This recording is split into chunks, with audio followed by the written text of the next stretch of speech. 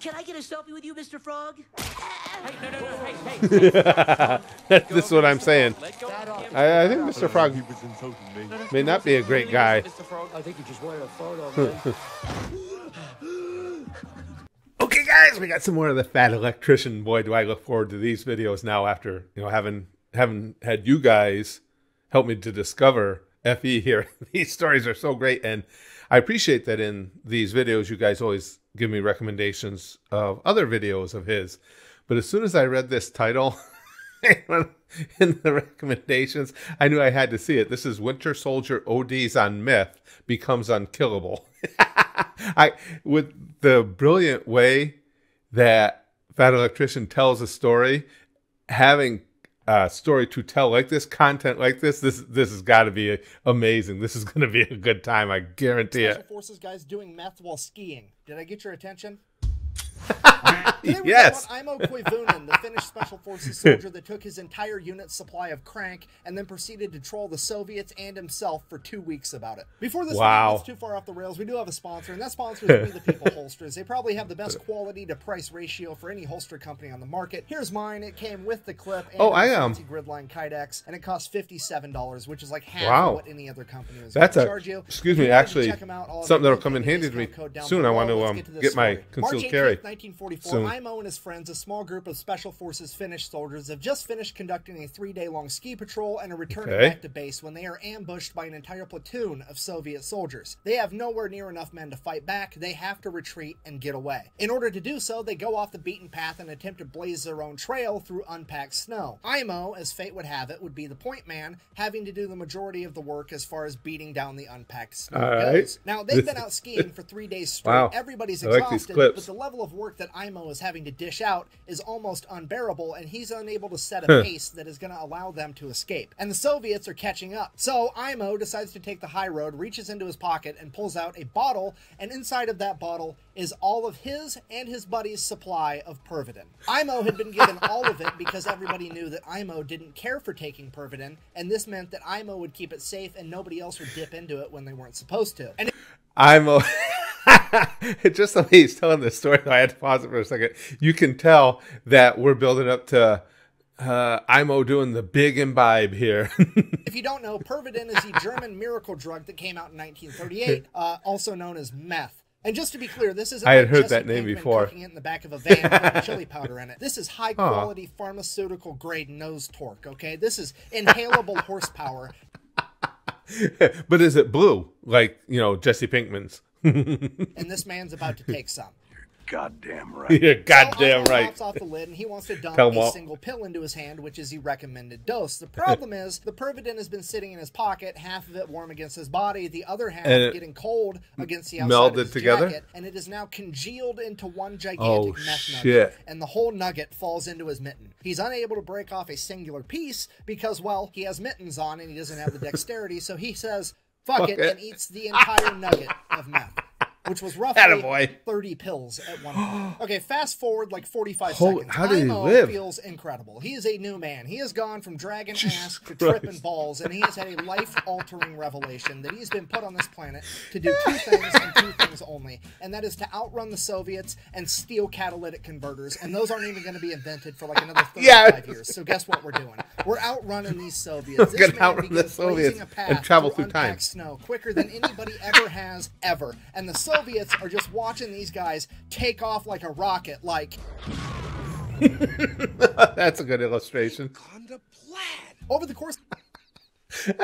They've gone to plaid. The inserts he uses in here are just spot on as well. So the next hour, they managed to outrun the Soviets so bad that they just gave up. So they finally stopped, they regrouped, they wanted to see if anybody had been shot, they wanted to make sure everybody was doing okay before they carried on with their mission and journeyed back home. At that point, Imo did not sit still. He is pacing, he's walking around, he's talking to himself, and that's when his buddies realized, oh boy, Imo is higher than draft pussy on a frog extension ladder. We gotta do something. So they decided it's probably a good idea to take away all of his ammunition and his his knife so he doesn't hurt himself or somebody Or else. others, So they yeah. take the ammo away from him. They turn around. They go to put it in somebody else's backpack so they can carry it. Turn back around. IMO is fucking gone. He's gone. Fast forward an I figured. unspecified amount of time later, and IMO wakes up, looks around, has no idea where he is. You see, IMO had blacked out. And when I say blacked out, I don't mean he laid down and fell asleep. I mean he proceeded to ski 62 miles in a random direction and then laid down and fell asleep. And he is now just waking up, realizing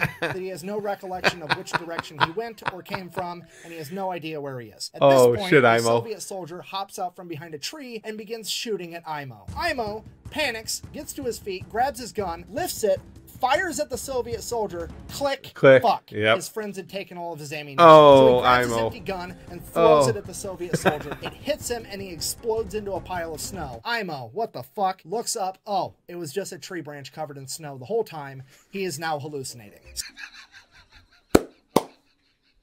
That's what I mean, though. This is what I appreciate so much about these videos, is the way he delivers the stories. Oh. So, not really knowing what else to do, he straps his skis back on and proceeds to ski around looking for his friends or anything, really. Anything at all. After an hour or two, thank God, he sees his friend's camp off in the distance, and they have a fire going. It's all going to be okay. We're good. He's going to be saved. So IMO takes off skiing towards the camp. He's skiing. IMO skis right into the middle of the camp. Cool guy power slide. Except it's a Russian. Did you miss me? He looks at his camp. buddies. His buddies look at him. He looks at his buddies. Those aren't his buddies. Yeah. Those are the Soviets. There we Time to go. There we go. IMO takes off again. The Soviets attempt to chase him for a little bit, but I mean, the man is basically tweakers on ice right now. You've got no chance at actually catching him. So, IMO then proceeds to ski until he's tired, and then he lays down and goes to sleep just on the ground outside. He wakes up, it's dark out, he can't see anything, and he realizes, hey, I'm hungry. So he gets a fire going, and then he walks around, grabbing some pine buds and leaves and whatever else he can find, sticking it in his canteen cup, grabs some snow, puts that in there, cooks it over the fire, and kind of mashes it all together in this, like, pine bud stew gruel type thing. He eats it, he thinks it's fucking delicious, one of the best meals he's ever had. Because, absolutely. Meth. Then he goes back to bed. Wakes back up, still full of energy, decides that he's going to go look for his buddies more. He skis around, Michelin restaurant. And he skis all day long. And then he finds a cabin. He walks up to the cabin, grabs a doorknob. It's real. It's not a hallucination. Next thing, he strips all the copper out of it. No, I'm just kidding. He opens the door because it's unlocked, because this is a tradition. He makes it happen. I can't hear what he's saying next. He strips all the copper out of it. I used to work, I told you guys this before, I retired from working for a municipality, working in a public works department, and that became so rampant. Any vacant house, and some that weren't even vacated, the copper would be gone in minutes on a given night. In this part of the world where there's, people could freeze to death, you just leave the cabin unlocked in case somebody is in IMO's situation. You don't want them to freeze to death. So IMO goes inside, he gets a fire going. Now, because of the meth, IMO elects to light the fire in the middle of the cabin on the floor rather than in the fireplace. Because, obviously. Meth. He then proceeds to go to bed, and all throughout the night, the fire keeps getting hotter and hotter, so he keeps, like, shimmying away from it and shimmying away from it over and over again. And then finally, his back hits a wall, and he wakes up and realizes that the entire cabin is on fire. It's an inferno, so he's like, shit. So he gets up, goes outside the cabin, puts his back against the wall of the outside of the cabin, and then goes back to sleep. Meth.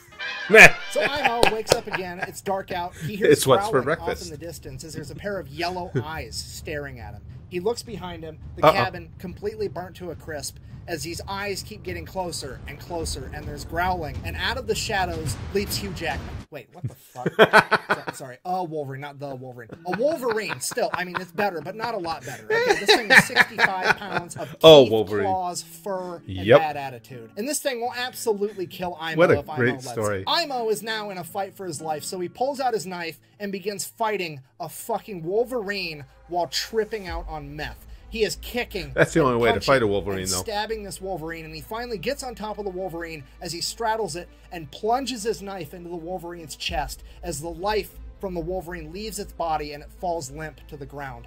At that point, IMO remembers, wait a minute, my friends took my knife. He looks at his knife. That's not his knife. That's his compass, and now it's broke. Shit. I mean... Also kind of cool, though, because he just killed a Wolverine with the compass. He looks down at the dead Wolverine. He's sitting on top of a log. He had hallucinated the entire thing again. Meth. So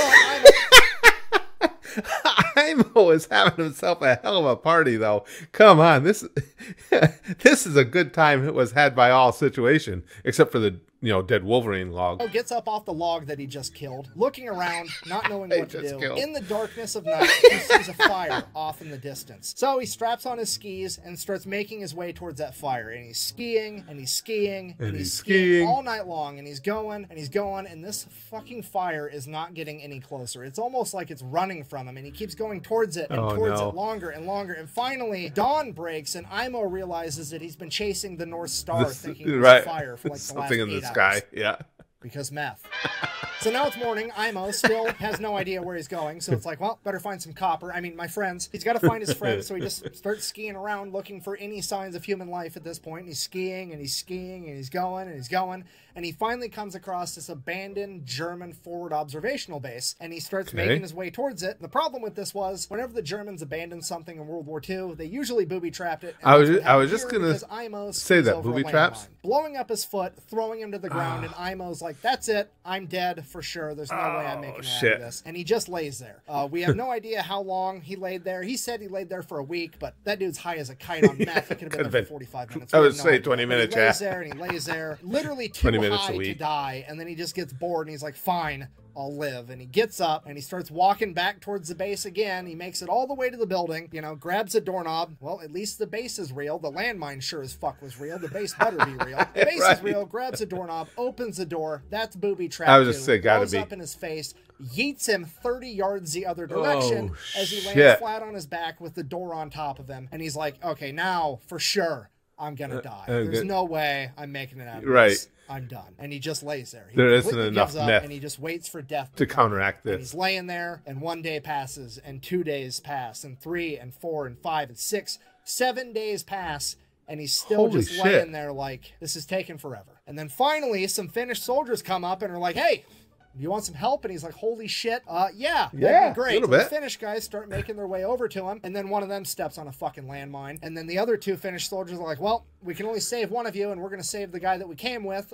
If we get this guy saved, we'll let him know to come back and save you later. Peace, goodbye. And just left him laying there. Really? So he thinks to himself, maybe if I can survive a couple more days, I might actually make it out of this. So he starts trying. He gets a little fire going next to him. He starts melting snow in his canteen cup to drink water to hydrate. A Siberian Jay at some point lands next to him, and he takes a ski pole and smacks it to death, pulls the Siberian Jay over to him, grabs it, and just Ozzy Osbourne's this bird raw, just eats the whole thing, trying to get any amount of calories inside of him. And then, after 3 more days, they come back and they save Imo, and he completely blacks out.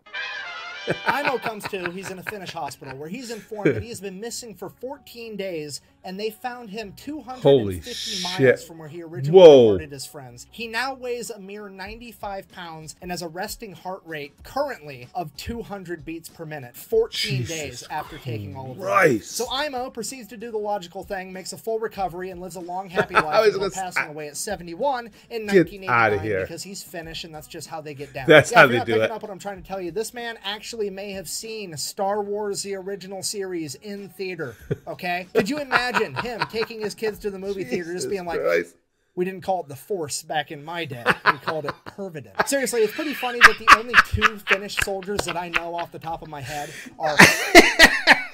That was well said. I would like to agree with that and offer up, fuck the Force. Yeah, give me the Pervident. Imo and Simo Hoya. Simo, deadliest sniper of all time, over 500 kills. Imo, the most unkillable tweaker ever. Don't worry, this story keeps going. Meth. Imo's son was interviewed about his dad, to which he said that his dad never really talked much about his time in service, but there was one point later in Imo's life when he decided to write in to a local newspaper that was having a competition for who had the best, craziest military story ever. And he wrote his story down, mailed it in, and he was informed, congratulations, you've got second. How the fuck did this guy get second place with this story? Did Simo Hoya enter the same competition? Because that's the only logical explanation, other than that there was some Karen on the judge board that was like, I don't know, this story seems a little too unbelievable if you ask me. To which my argument is, look at him. Do you think that guy's lying about this story?